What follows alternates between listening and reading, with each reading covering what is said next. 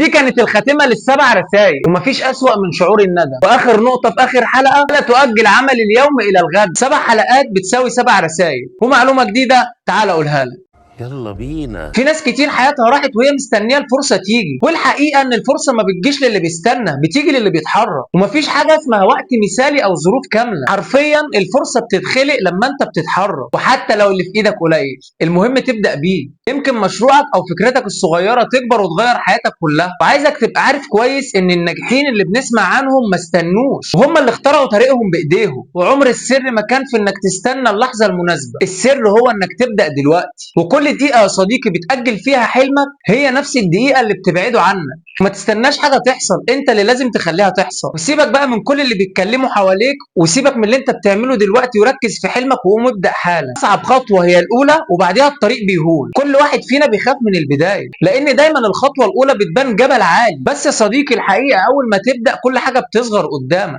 والخوف ما بيبقاش من الطريق، الخوف بيبقى من أول خطوة. وبمجرد ما تاخد الخطوة دي أو تبدأ تتحرك بتكسر الحاجز اللي كان منعك، وهتكتشف ان الطريق ابسط ما كنت تتخيل.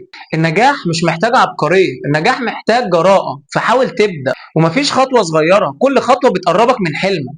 وحتى لو وقعت انت خلاص خرجت من نقطة الصفر، وخطوتك النهاردة هي اللي هتفتح لك ابواب بكرة. هفضل عند كلمتي المفضلة: سيبك من كل اللي حواليك، وسيبك من اللي بيتكلموا عليك، وابدأ. مفيش حد كامل، بس كل يوم ممكن تقدر تبقى احسن من امبارح. والكمال مش موجود عند اي انسان، لكن اللي بيفرقك عن الباقي انك تسعى وتكون افضل من نفسك. والتطور يا صديقي مش بيحصل في يوم، بيحصل في خطوات معينة. كل يوم تتعلم حاجة بسيطة، بكرة هتكون شخص مختلف. واوعى تقارن نفسك بالناس، كل واحد وليه رحلته، ولكن قارن نفسك بنفسك وتقول انا اتقدمت ولا لا. حتى ولو 1% في اليوم، بعد سنة ممكن يبقى تطور عظيم. سر النجاح مش انك تبقى شخص كامل، السر انك تبقى افضل من امبارح. امبارح عدى وبكره لسه جاي، النهارده هو اللي في ايدك. وخليك نسخه متطوره من نفسك يوم في يوم. وهفضل اقول لك: سيبك من كل اللي بيتكلموا حواليك، وسيبك من اللي انت قاعد بتعمله دلوقتي، وقوم ابدا. الفشل يا صديقي مش نهايه، الفشل بدايه جديده بخبره اقوى. وعايز اقول لك ان مفيش حد وصل للنجاح من غير ما يقع. والفشل مش علامه ضعف،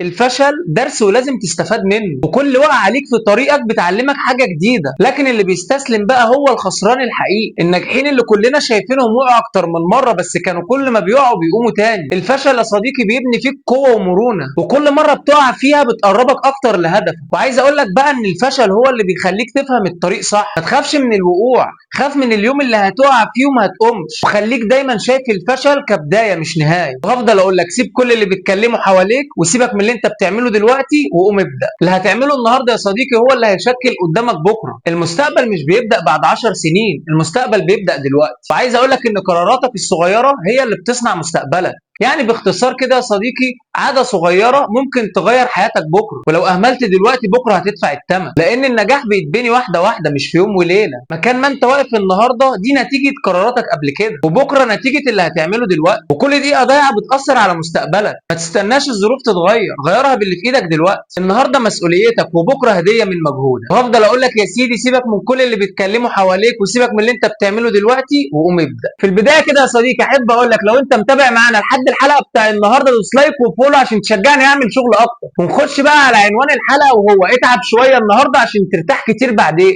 النجاح يا صديقي مش ببلاش، النجاح ليه ثمن، وثمن عالي جدا. والتعب اللي انت بتعيشه النهارده هو اللي هيبني نجاحك بعد كده. واللي بيهرب من التعب بتاع دلوقتي بيتعب كتير في الاخر. والفرق بين اللي بيتعب وبيكسل بيبان بعد سنين. وتعب ساعه النهارده بيساوي راحه سنين. النجاح مش رحله يا صديقي، النجاح رحله محتاجه صبر. واستثمر مجهودك في نفسك، هو ده اللي مش هيضيع. وزي ما قلت لك كل نقطه عرق دلوقتي ليها مستقبل مريح بعدين. وهفضل اقول لك: سيبك من كل اللي بيتكلموا حواليك، وسيبك من اللي انت قاعد بتعمله دلوقتي، وقوم ابدا. الوقت يا صديقي كده كده هيمر، سواء بدات او لا. يبقى ليه ما تبداش من الاول وتضيع وقتك؟ والسنه الجايه هتيجي سواء اشتغلت او ما اشتغلتش. الوقت ماشي وماشي بسرعه كمان، بس انت اللي بتقرر يا صديقي تخلي الوقت في صفك او ضدك. اللي بيبدا النهارده بكره بيشوف نتيجه، وكل واحد يا صديقي بيحصد اللي زرعه. واللي بيأجل النهارده بكره بيندم انه ما خدش الخطوه من الاول. ومفيش اسوأ أسوأ من شعور الندم. والكل يوم جديد فرصة جديدة، ليه تضيعها؟ وحتى يا صديقي لو البداية صغيرة، المهم تبدأ. قوم ابدأ، وبعد سنة هتشكر نفسك وهتشكرني انك بدأت دلوقتي.